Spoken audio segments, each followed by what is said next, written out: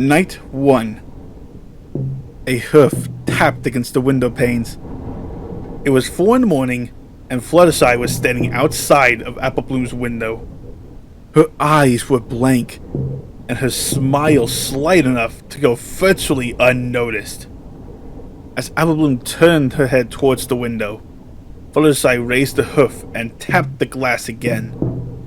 She mouthed 4 words, her mouth barely moving. It's cold out here. Applebloom pulled the covers over her head. She listened to the creaks and groans of the house settling. It would be dawn pretty soon. The tapping started again. Night 2. Fluttershy was standing outside of the window again. Her eyes didn't look quite right, but Applebloom would have been at a loss if asked how to describe them. The dark red stain across the left side of Fluttershy's contrasted harshly with her normally bright fur. She again tapped on the glass, again mouthed those 4 words. It's cold out here. It was not cold. If anything, it was an unusually warm spring night. Applebloom pulled the covers over her nuzzle. A part of her wanted to open the window and let Fluttershy in. Yet there was that whisper at the back of her young mind. No! Some part of Applebloom's brain said. Don't open the window. So she merely sat there, staring into Fluttershy's slightly off eyes. Sleep seemed a remote possibility, but eventually it came. Applebloom dozed off just as the tapping stopped. Night 3. That night, Applebloom dreamed of toys. Not merely toys in general, but familiar toys. Plush or wooden faces from her childhood.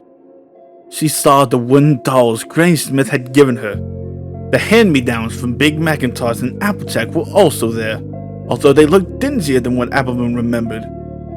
She found herself digging through what seemed to be an unending pile of toys. What am I looking for?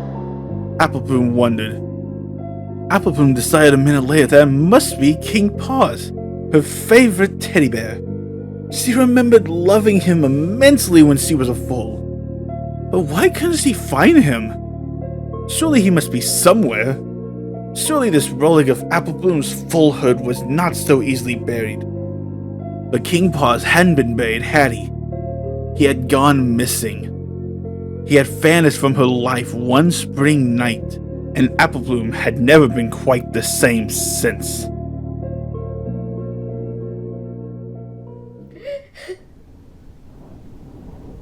With this realization, Applebloom started to sob. The rust of emotion yanked her out of her dream. Fluttershy was standing outside the window again. Clenched in her mouth was a tattered old teddy bear. Night 4. Applebloom slept in Applejack's bed that night. She made up some excuse about nightmares, horribly aware of how immature she sounded. But her big sister was more than willing to switch bedrooms for the night. And, of course, Applebloom could not tell the real reason why she was so distraught. Lying in bed, Applebloom started thinking about her foalhood for some reason. She recalled bright eyes peering out of an open wardrobe, shadows slinking across the floor, a husky sight as she approached sleep. But those were not memories, were they? Surely, they were simply the remnants of past bad dreams. Applejack complained of a headache the next morning, but otherwise was none the worse for wear. Night 5. Applebloom was alone in the house. Her siblings and grandmother had left the premises, the former due to a last-minute order, and the latter due to some business with a distant relative. They would not be back until late the next day. Prior to bed, Applebloom locked all the doors and windows in the house. She made a bed for herself on the living room couch, and as one final precaution, Applebloom took an old garden hoe from the barn. She laid it next to her makeshift bed within hoof's reach. It was raining outside. Applebloom listened to the raindrops splattering against the roof as she dozed off. Occasionally, she was convinced she heard something else. A footstep? A bang? A whisper? No, it had to have been her imagination, or perhaps the wind. Applebloom snuggled deeper under her blanket. More noises. They sounded as if they were coming from her bedroom, but that was impossible. The window was closed. But was it really closed? Applebloom sat up, her heart pounding. She thought her locking of the house had been thorough. But hadn't she intentionally avoided her bedroom, trusting the window to be closed? Yet any pony in her family could have opened it prior to their leaving. Even more noises, banging and perhaps footsteps. Applebloom was certain they were coming from her room. She clutched the blanket, quivering. What was she to do? Investigate? Flee? Or what if it really was her imagination, and the window was firmly shut? If so, stepping out of the house might put her in more danger. Applebloom threw off the blanket and dropped to the floor. She had to know. Perhaps she was trotting to her own death, but it was better than simply waiting for some unknown horror to grab her. Applebloom picked up the garden hoe by the mouth before heading up the stairs. The house was silent, but Applebloom was not fooled. She approached her bedroom with caution. A part of her expected the door to fly open and for some awful creature to pounce, but having a weapon of sorts made Applebloom feel brave. Brave enough to gently push the door open without hesitation. The window was wide open. The wind, it was now practically howling, was slapping sheets of rain and leaves into the room. Judging by the twigs and leaves that accumulated under the window, it had been open for a while. But the open window was not the part that made Applebloom pause. It was not the cause of the scream that climbed halfway up her throat. She saw it within seconds.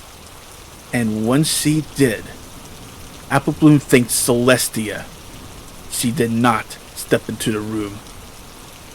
Something was in Applebloom's bed. A pony-shaped lump was visible under the covers. It was moving, its chest rising and falling with every breath. Applebloom thought she smelled something rotting and dusty, like the pages of a very old book, but she could have imagined it. Applebloom did not move. Neither did the creature, save for its breathing. Applebloom realized the creature did not seem to realize she was there. It did not stir as she stood frozen in the doorway, nor did the wind and rain seem to disturb it. Applebloom eventually left the room, quietly shutting the door behind her. She went back downstairs, slower this time, as to not make too much noise. Applebloom ended up spending the night in the barn. When her family returned and demanded an explanation, she made up some half-believable story about a burglar. She refused to return to the house until all the rooms had been searched. As Applebloom expected, no signs of a break-in were found, save for the open window in her bedroom. Applebloom returned to her bedroom after the search was complete. Other than a few dry leaves and the lingering smell of decay, there was no indication of anything having slept in her bed. However, Applebloom found that one of the dresses in her wardrobe was covered with dirt and what appeared to be a single bloody hoofprint. Applebloom burned the dress in the fireplace that day. Night 6. Applebloom stayed up all night. She was so sleepy to the point of near madness, but she refused to tear her eyes from the window.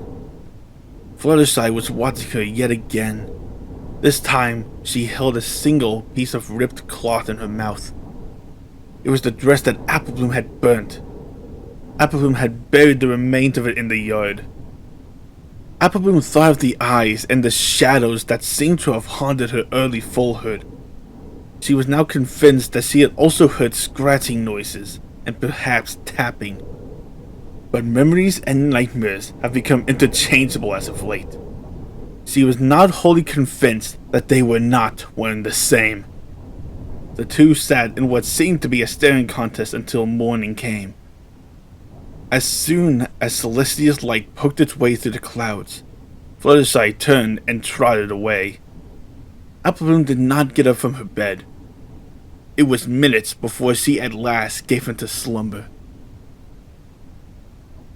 Night 7. Applejack had found the remains of the dress and demanded to know why Applebloom was burning her clothes. She also asked Applebloom about her parents' sleeping trouble and her hostility towards Fluttershy. Applebloom confessed nothing. She made excuses that were far from plausible. Applebloom did not care if her sister was satisfied or not. A part of her hoped Applejack would send her away, perhaps to a relative's house. At least Applebloom would be far away from this nightmare if that happened. But Applejack had not sent her away. Applebloom was certain Applejack was consulting Big Macintosh over the matter, but for the time being, she was forced into another staring contest with Fluttershy, or whatever loathsome creature wore Fluttershy's face outside her window. Fluttershy pressed her hoofs against the window. Her eyes seemed larger than what they should have been. She appeared mournful, as if denied some great conquest. Applebloom could only stare for so long before she turned away. Fluttershy mouthed those familiar words again. It's cold out here. Applebloom stuck her head underneath the covers. She did not hear Fluttershy tapping at the window, but that mournful face had taken over her thoughts. Night 8. Applebloom thought she might have been sleepwalking the previous night, for she had not awakened in her bed, but curled up in front of the closed window. Enough is enough. Applebloom thought as she lay in bed. It might have seemed like a brave proclamation, but in truth, Applebloom was terrified. She again did not sleep, her eyes focused on the creature outside of her window. Fluttershy returned Applebloom's stare, smiling and licking her lips. Night 9.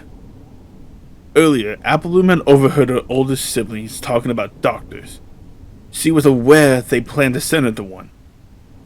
Whatever her siblings had planned to do, Applebloom was confident her troubles would end soon enough. Applebloom opened her window that night. She waited until the sun had almost sunk below the trees before she did so. Her family had dozed off a little while ago.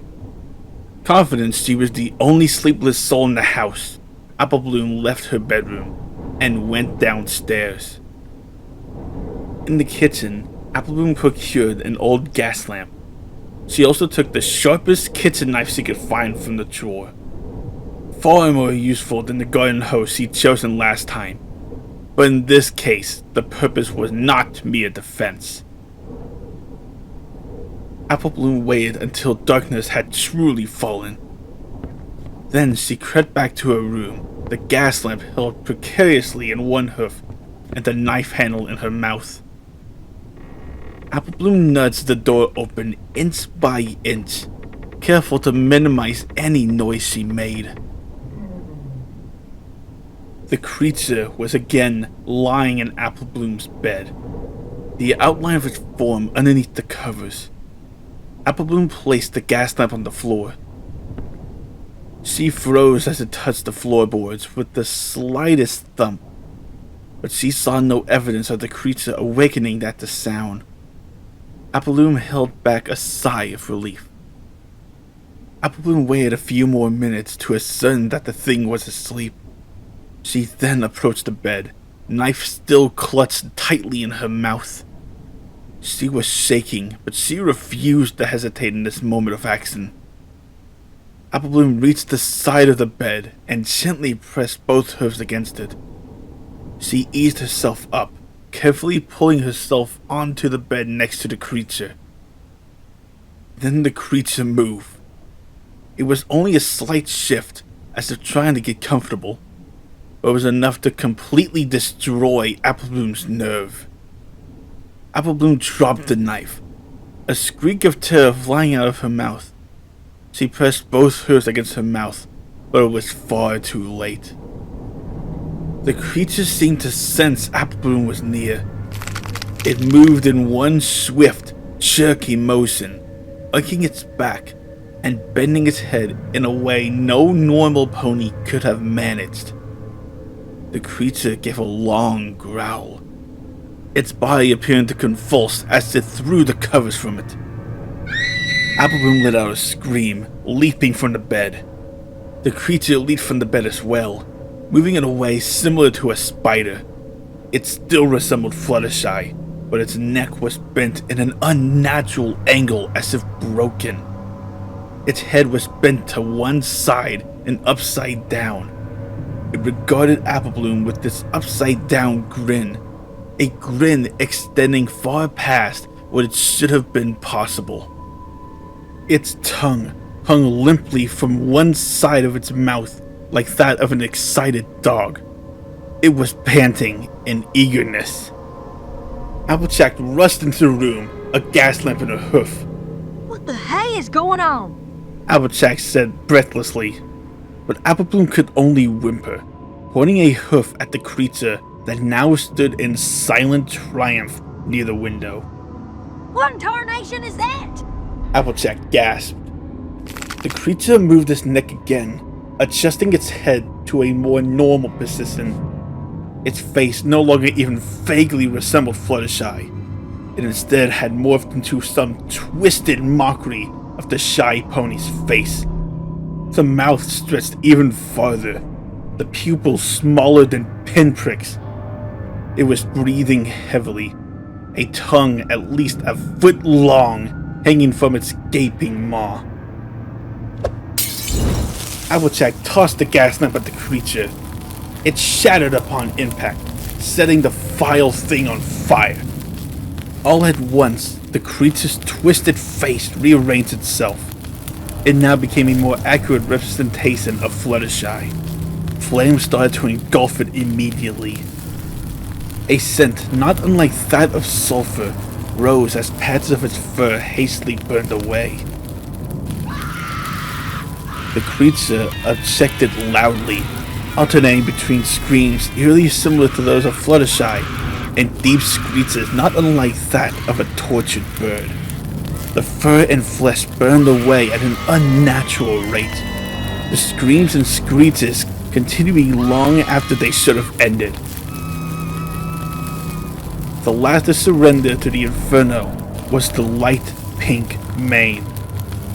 After a few moments, all that remained was a charred skeleton.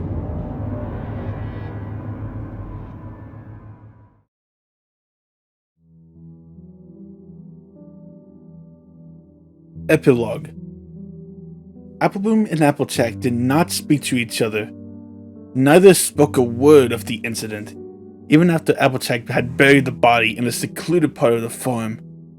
In fact, they both took the secret to their graves. Applebloom never again slept with her window open, even on particularly hot nights.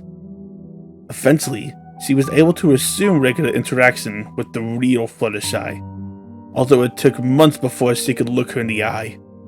And for a while after that, Applebloom would shudder every time Fluttershy smiled. The creature's smile would haunt her for the remainder of her days. Occasionally, on nights when it's particularly cold and the wind is close to howling, Applebloom will swear she hears a tapping at her window. But she never gets up to check. She merely snuggles deeper under her covers, willing herself to enter dreamland quicker. But it is a little harder to ignore the voice.